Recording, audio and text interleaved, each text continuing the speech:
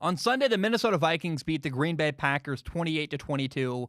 This was a game in Green Bay, outdoors in the cold and in the wind.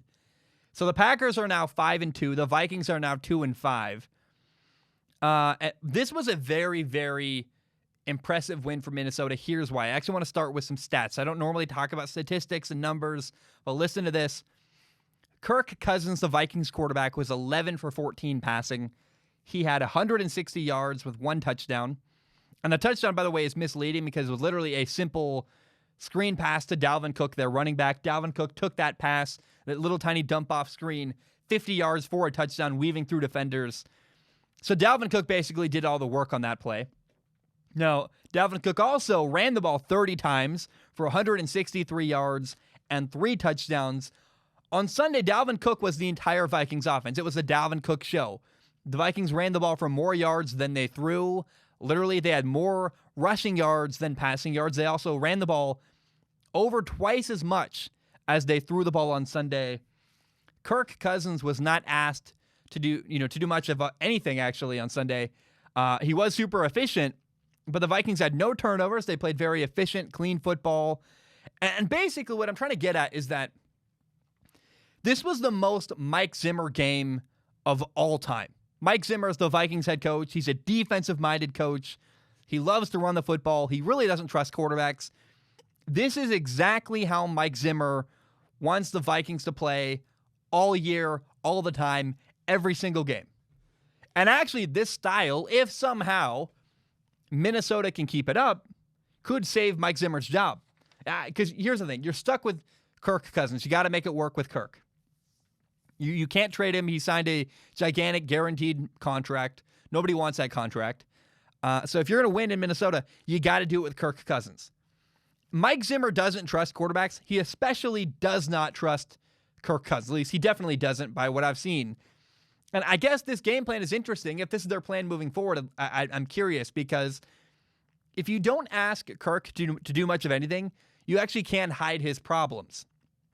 Now, that's not why you paid him. You gave him a gigantic, massive contract. Looks like a bad deal to me, but that's a problem for another day.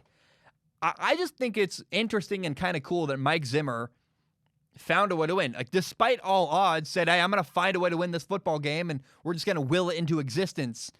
It was an impressive win by the Vikings. They were up 28-14 going into the fourth quarter.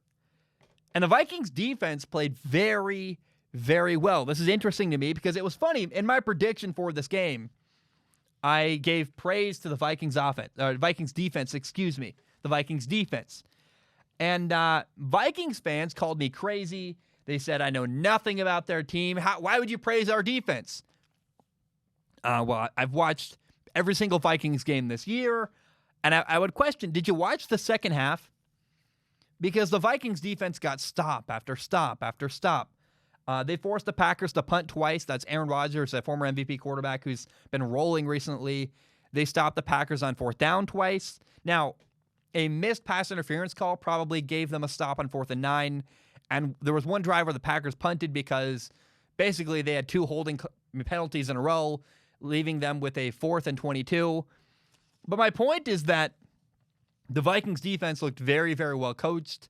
Early on, Jeff Gladney got beat twice by Devontae Adams for touchdowns. But in spite of that, they bounced back. Jeff Gladney did bounce back, played better in the second half. And I guess I'm simply curious whether or not the Vikings can keep that style of play going. Barely throw the football, pound the rock, run the ball a ton with Dalvin Cook, play clean football, have no turnovers, play solid defense. I don't think there's any way that can last forever. I mean, at some point, they're going to need Kirk Cousins to step up and throw the football very well. But if somehow, by some miracle, Minnesota can keep doing this all year, they might have saved their coach's job, which is very interesting to me. I am fascinated by the game plan the Vikings had to beat the Packers and the way they beat the Packers on Sunday. Now, really the only thing I have to say about Green Bay is that for me, the highlight of this game was, wow, can you believe Minnesota?